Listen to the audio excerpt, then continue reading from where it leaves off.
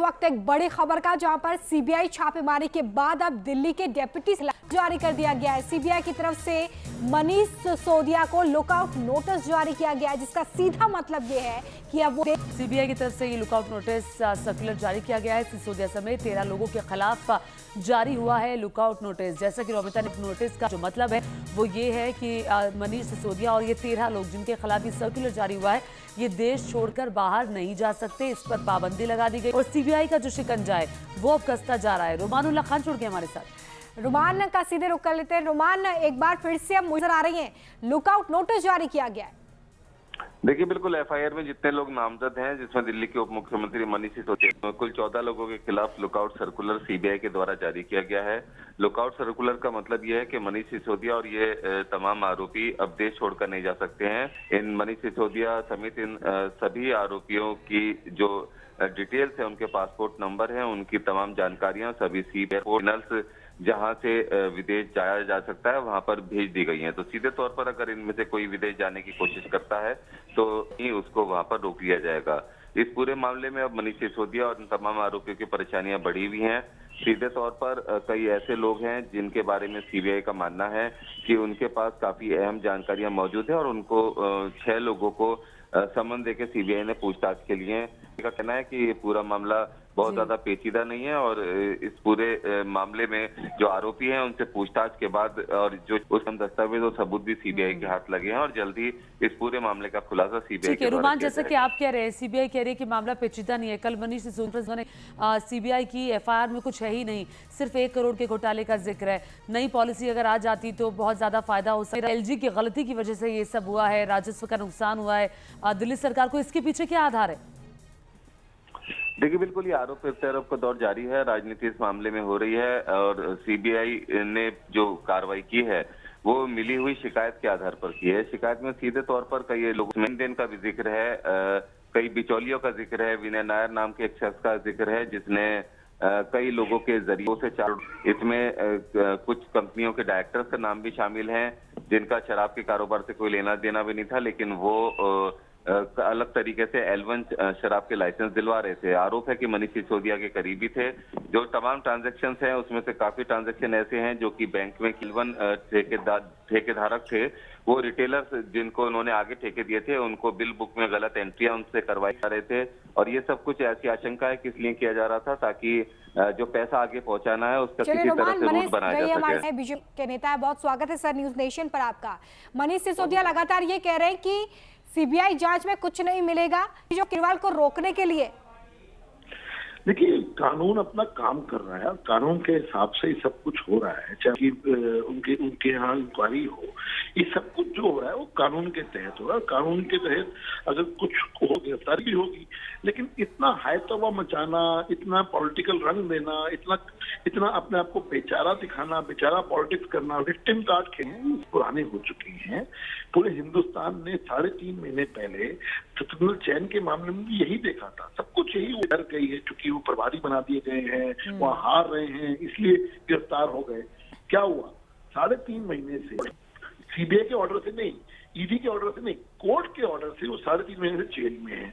अब कुछ लगता है, हमें जो लगता है यही हश्र होने वाला है और इसी बात की आशंका तो उन्होंने कल अपनी प्रेस कॉन्फ्रेंस में ठीक है। आप जो ये आरोप लगा रहे हैं कि खुद को मनीष, हमारे साथ संजीव झा भी जुड़ गए हैं, आम आदमी पार्टी के नेता है। संजीव जी, हरीश खुराना जी कह रहे हैं कि आप विक्टिम कार्ड खेल रहे हैं मनीष सिसोदिया, बाहर क्यों लग रहा है?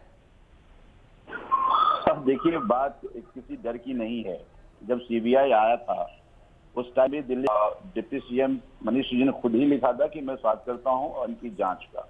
कल भी मनीष जी ने कहा कि सीबीआई अपनी जांच करे, लेकिन आप अगर पूरी एपिसोड को अगर ध्यान से देखेंगे, पिछले 3 दिन से बीजेपी के सभी प्रवक्ता कह रहे थे कि 44 करोड़ का घोटाला हो गया। जो बीजेपी के प्रवक्ता कह रहे हैं वो सीबीआई की एफआईआर में बात नहीं है और जो सीबीआई एफआईआर में बात कह रही है वो बीजेपी प्रवक्ता ने ₹100 का लेन देन किसी से हुआ।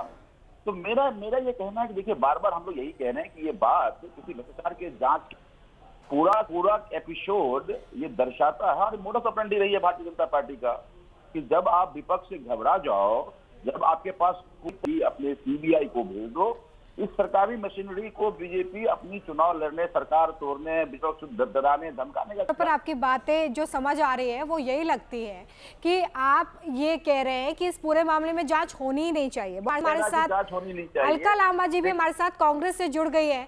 अलका जी, आप इस पूरी जांच को कैसे देख रही हैं? देखिए, हम इस जांच में इसलिए क्योंकि हमने भारतीय राष्ट्रीय कांग्रेस के सारे सबूत भ्रष्टाचार के खुद जाकर दिल्ली पुलिस को दिए हैं। अचीव की 144 करोड़ का जो उन्होंने भ्रष्टाचार आम आदमी पार्टी की शराब नीति में पाया है, उस आधार पर सीबीआई ने 12 घंटे जांच की मुख्यमंत्री उप मुख्यमंत्री मनीष सिसोदिया के घर की। उनके हाथ क्या लगा भाग सकते हैं, देश छोड़कर भाग सकते हैं। लुकआउट नोटिस जारी करना पड़ गया है। अलका जी, बची हो अलका जी, इस्तीफा दे मनीष सिसोदिया। हाँ, अलका जी कही है कि केंद्र सरकार एजेंसियों का दुरुपयोग कर रही है, ईडी का, सीबीआई का, तो आपको लगता है सीबीआई इस मामले में सही काम कर रही है? नहीं, देख रहे, क्योंकि अभी तक 8 साल से इनकी सरकार है, दोनों ठगों की, दिल्ली और देश में। साबित हुआ नहीं हुआ। डॉक्टर मनमोहन सिंह जी की इनके जो हमने क्या कर दिए हैं, इसलिए हम जांच का स्वागत कर रहे हैं और ये जांच से भाग रहे हैं। सीबीआई को लुकआउट नोटिस है। पार्टी भी कह रही है कि सीबीआई का दुरुपयोग कर रही है केंद्र सरकार। नहीं तो सामना करें ना, हम तो सामना कर रहे हैं, हम तो नहीं भाग रहे। सोनिया गांधी जी गई या नहीं, राहुल गांधी जी ईडी के सामने गए नहीं गए, आपके मुख्य उप स्वास्थ्य मंत्री को 2 महीने से बिठाया जेल में, आप सड़कों में क्यों नहीं है?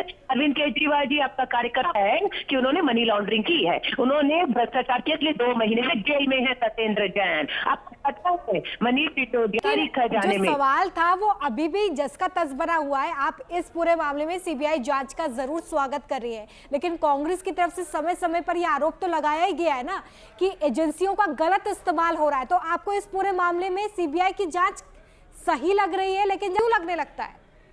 मुझे बताइए, 100 मामले आएंगे, 100 में हम ये नहीं कह रहे कि 100 के 100 मामले जो हैं वो गलतियों की गारंटी ले सकते हैं कि हमारा शीर्ष नेतृत्व नेशनल हेराल्ड में 1 रुपए की हेराफेरी नहीं की और 8 साल से आप साबित भी नहीं कर। आपको होगा, आपका परिवार अगर जानता आप ईमानदार हैं, आपका परिवार आपके साथ खड़ा रहेगा या आपका साथ छोड़ देगा? यहाँ वो बात हो रही है। तो आइए, आपकी पार्टी मुख्यमंत्री घर में क्यों बैठे हैं, सड़कों पर आए ना। हम तो लड़ रहे हैं क्योंकि हमें लग रहा है गलत है। आपको क्यों, आपको लग रहा है सही है? सियासत चुप कर। एक और बात, कल मनीष सिसोदिया की जब प्रेस कॉन्फ्रेंस हो रही थी, उन्होंने कहा कि देखिए ये डर जो है वो अरविंद केजरीवाल से लग रहा है, क्योंकि ये जो लड़ाई अब 2024 की होने वाली है वो प्रधानमंत्री नरेंद्र मोदी वर्सेस अरविंद केजरीवाल होने वाली है। तो क्या इससे भी कांग्रेस पार्टी को डर लग रहा है? नहीं, डर क्या होगा? जो आम आदमी पार्टी जन लोक अन्ना आंदोलन रामलीला मैदान से के खिलाफ आई थी, वो कह रही अपने भ्रष्ट चेहरों को लेकर लड़ेंगे 2024 में। ये बड़े ठग और छोटे ठग की लड़ाई नहीं, ये देश के मुद्दों की लड़ाई होगी। 24 महंगाई, बेरोजगारी, भ्रष्टाचार पे लड़ाई होगी और कांग्रेस इन्हें बेनकाब करेगी। दिल्ली भी मुक्त होगी और देश भी इनसे मुक्त होगा, इन ठगों से। इन्होंने घर बैठ के तय कर लिया कि 24 की बैंकों को चूना लगाया, पूंजीपति मित्रों को पैसा देकर भगा दिया और दूसरे सारा करोड़ों रुपया लोगों का विज्ञापनों पर अपनी झूठी वाहवाही के लिए शराब नीति कह रहे बच्चों का भविष्य बना रहे थे मनीष सिसोदिया जी। अरे एक के साथ एक शराब की बोतल फ्री कम करके भविष्य बना रहे थे। दिल्ली की महिलाओं से पूछिए, पिटी है हमारी महिलाएं क्योंकि वो विरोध कर रही थी कि आपने हमारी गली मोहल्लों में शराब के ठेके। चलिए अलका जी, मुझे लगता है जो आपकी तरफ से लगाया जा रहा है आम आदमी पार्टी पे, इसी की जांच के लिए सीबीआई की जो जांच है वो अभी रफ्तार पकड़ती हुई नजर आ रही। बहुत शुक्रिया। पूरे मामले में कुछ डेवलपमेंट? देखिए, इस पूरे मामले में 6 मुख्य आरोपियों से पूछताछ में सीबीआई संबंध पूछताछ के लिए बुलाया है। साथ ही इस पूरे मामले में तमाम आरोपियों के, इसमें से कुछ ऐसे आरोपी हैं जो भी अब्सकॉन्डिंग हैं, जो मिल नहीं रहे हैं, छोड़कर ना चले जाएं, और इसी के चलते ये लुकआउट सर्कुलर भी जारी किया गया है। इस घोटाले में से मुख्य तौर पर सीबीआई की तरफ से कहा जा रहा है कि दिनेश अरोड़ा वो शख्स है जो कि मैसेज बडी रिटेल प्राइवेट लिमिटेड का डायरेक्टर है, और उसके साथ अमित अरोड़ा और अर्जुन पांडे भी डायरेक्टर थे। सीबीआई सूत्रों के मुताबिक तरीके से इन्होंने कई लोगों को, अपने अधिकारियों को प्रभाव में लेकर शराब के लाइसेंस अलग अलग कंपनियों को दिलवाए। ऐसा आरोप सिसोदिया के करीबी हैं। इसके कई और बिचौलिए हैं जिसमें विजय नायर और दूसरे लोग शामिल हैं जो आबकारी अधिकारियों के करीबी बताए। 30 करोड़ माफ करके 30 करोड़ वापस करके ये सारा काम उन्होंने शराब माफिया को फायदा पहुंचाने के लिए किया। तो अब जब पूरी तरह अपने भ्रष्टाचार के आरोपों में घिर गए तो अब वो इस तरह इधर उधर की बातें करने का वक्त ही नहीं है। आज वक्त है केजरीवाल जी, सिसोदिया जी, आप ये बताइए कि आपने कमीशन क्यों बढ़ाया, क्यों आपने ड्राई डे की संख्या कम की, क्यों आपने ब्लैक लिस्टेड कंपनी को आपने जो कार्टेल क्यों अलाउ किया, क्यों मैन्युफैक्चरर को ट्रेडिंग के लिए अलाउ किया? आप तो कहते थे केजरीवाल कि हम आएंगे तो कोई भी नया शराब का ठेका नहीं खुलने देंगे, अगर खोलेगा कोई, अगर खोलेगा तो वो जब महिला देगी अपनी सहमति देगी तब खोलेंगे। लेकिन आपने तो सिर्फ भ्रष्टाचार करने के लिए शराब माफिया से मिट्टी बगाड़ रहे हैं कि अरे शराब की नई पॉलिसी बहुत अच्छी, अगर बहुत अच्छी थी तो आपने वापस क्यों ली? अब आबकारी गुप्ता को आप सुन रहे थे, दिल्ली यूनिट के स्टेट प्रेसिडेंट हैं, उनकी तरफ से लगातार यही कहा जा रहा है कि अगर किसी तरह तो फिर जांच से क्यों डरा जा रहा है। रोमान, बीजेपी लगातार यही बात कह रही है और हम अलका लांबा जी से भी बात कर रहे थे कांग्रेस से, ताकि अगर कहीं कोई गड़बड़ नहीं है, कहीं कोई ऐसी गड़बड़ी नहीं की गई है, अनियमितता नहीं की गई है, तो क्यों से डर? देखिए बिल्कुल इस पूरे मामले में चूंकि जिस तरह से पूरी आम आदमी पार्टी हमलावर हुई है और बीजेपी भी दूसरी तरफ से हमला कर रही है, सीधे तौर पर ये राजनीतिक आरोप प्रत्यारोप का सिलसिला जारी हो गया है। राजनीति का उसूल है कि अगर कोई नुकसान होता है तो उसको किसी न किसी तरह फायदे में बदलने की कोशिश की जाती है और वही है। क्योंकि ये जो पूरा मामला हुआ है, जो कथित आबकारी घोटाला है, ये पूरा डॉक्यूमेंटेशन बेस्ड है। आबकारी नीति में चेंज किया गया था, कई FIR में जिक्र है सीबीआई की, और इसमें प्रशासनिक तौर पर उपराज्यपाल और सीएम को मुख्य सचिव ने शिकायत का एक चिट्ठी भेजी थी और बिल्कुल मुख्य सचिव की भी रिपोर्ट भी आई। रोमान जरा ये भी बताया, चूंकि आप एजेंसीज को कवर करते हैं, ईडी को, मैं बहुत छोटा सा जवाब आपसे चाहूंगी, वो ये कि मनी लॉन्ड्रिंग के बीच में तो क्या अब ईडी भी जांच करेगी? देखिए बिल्कुल, क्योंकि इस पूरे मामले में सिर्फ ऐसा नहीं है कि अर्नेस्ट मनी को दे दिया गया, इस तरह से ठेकेदारों को छूट दी गई हो।